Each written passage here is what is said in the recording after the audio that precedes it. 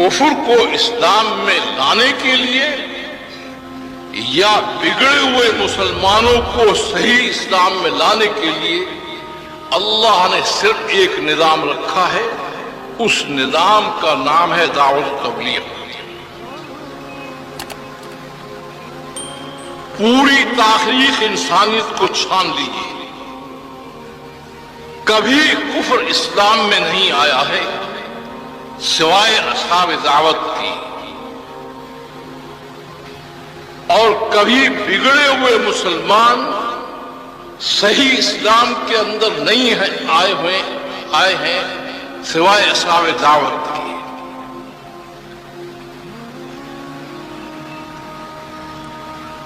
یہ سلسلے انبیاء جو ہے آپ کو نظر آئے گا، یا خالص کافروں میں ان کو بھیجا گیا ہے، ان کی تعداد بہت کم ہے.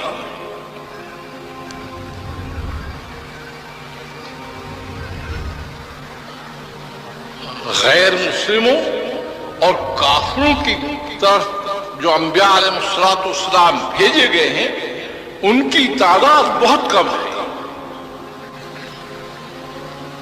جو مسلمان ہو کر زندگی کافروں کی گزارتے تھے ان کی طرف زیادہ انبیاء کو بھیجا گیا ہے. اکثریت انبیاء کی وہ ہے جو ایسے مسلمانوں کی طرف بھیجی گئی ہے جو مسلمان ہو کر اللہ پر ایمان رکھتے ہوئے، اللہ کی کتاب پر ایمان رکھتے ہوئے، اللہ کے رسول پر ایمان رکھتے ہوئے، اللہ کے دین پر ایمان رکھتے ہوئے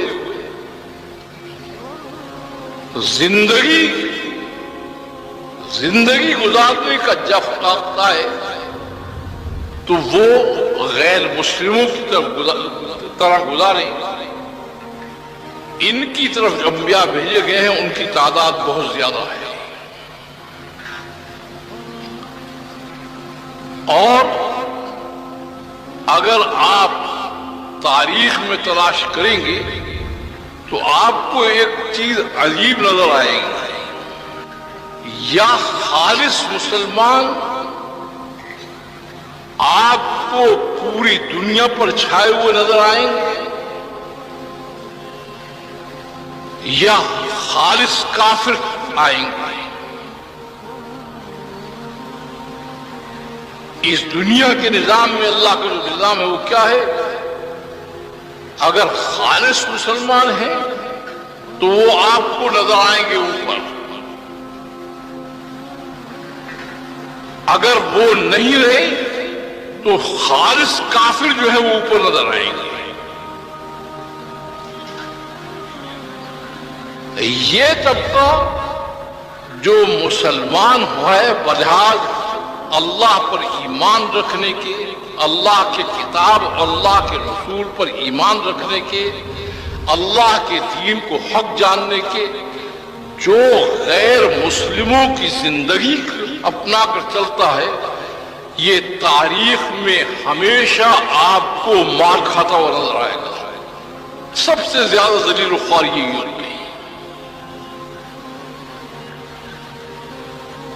یہ جو آج آپ کہتے ہیں نا کہ کافر جو ہے وہ مسلمانوں کو یہ کر رہے وہ کر رہے، کافر کچھ نہیں کر رہا ہے. یہ تو اوپر کے نظام میں طے ہے، وہ نظام سارا کام کرا رہا ہے. وَقَضَيْنَا إِلَىٰ بَنِي إِسْرَائِيلَ فِي الْكِتَابِ لَتُفْسِدُنَّ فِي الْأَرْضِ مَرَّتَيْنِ وَلَتَعْلُنَّ عُلُوًّا كَبِيرًا فَإِذَا جَاءَ وَعْدُ أُولَاهُمَا بَعَثْنَا عَلَيْهِمْ عِبَادًا لَنَا أُولِي بَأْسٍ شَدِيدٍ فَجَاسُوا خِلَالَ الدِّيَارِ وَكَانَ وَعْدًا مَفْعُولًا. کہتے ہیں یہ انہوں نے تمہارے ساتھ تھوڑی دیا ہے، کان وعدًا مفعولا، یہ نظام میں طے ہے. یہ بات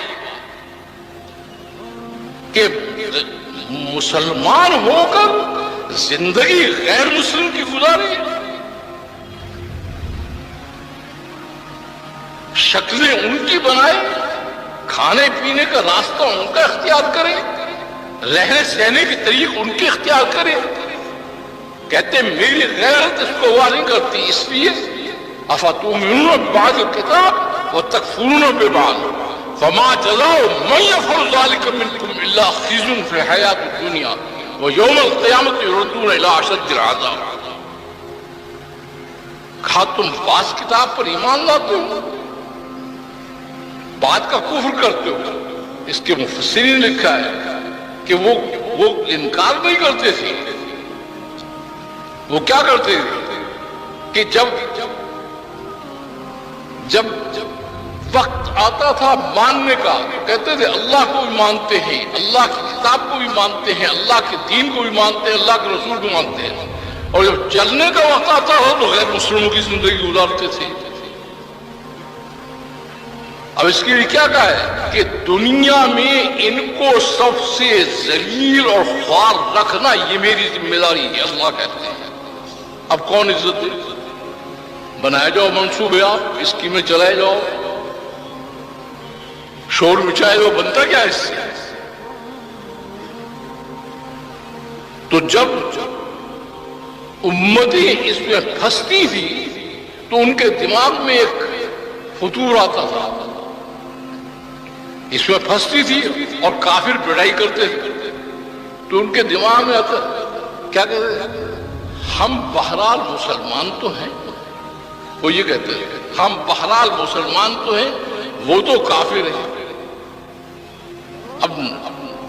اب ضابطہ جو ہے وہ معلوم نہیں تھا، ضابطہ جو ہے وہ کیا تھا کہ مسلمان ہو کر کافر کی زندگی گزارے گا تو میرا ضابطہ یہ ہے کہ کفار کو مسلط کر کے ان کو پٹواؤں گا، اور اس کی وجہ بھی بتائی گئی ہے کہ ان کی پٹائی سے شاید اس کو اپنے راستے کی طرف رجوع نصیب ہو جائے اور یہ اپنی زندگی کو بدل لے۔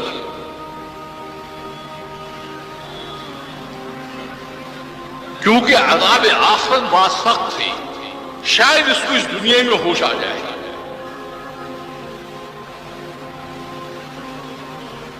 کافی دن کی بات ہے، میں کراچی میں بیان کر رہا تھا تو وہ جسٹس صاحب بیٹھے ہوئے تھے، انہوں نے بعد میں مجھ سے کہا، کہنے لگے ہمارا یہ کیا بات ہے، اللہ نے مسلمان تو ہیں نا، بہرحال ان کے لیے اتنی سخت سزا کیوں کر رکھی ہے کہ دنیا میں ان کو ذلیل و خوار کر کے رکھوں گا اور آخرت میں اشد عذاب کی طرف لوٹا دوں گا، بہرحال مسلمان تو ہیں۔ میں نے کہا جسٹس صاحب یہ بات آپ مجھ سے پوچھ رہے ہیں، روز تو ملاوٹ والوں کو آپ سزا دیتے ہیں کہ اس نے دودھ میں ملاوٹ کی ہے، اس نے ایسے مرچوں میں ملاوٹ کی ہے، اس نے فراچی میں۔ میں نے کہا ملاوٹ والوں کو کہ روز آپ ان کے خلاف جو ہے فیصلے نہیں دیتے؟ اس وجہ سے اللہ کہتے ہیں الا للہ الدین الخالص، خالص یا میرے بنو یا خالص چلے۔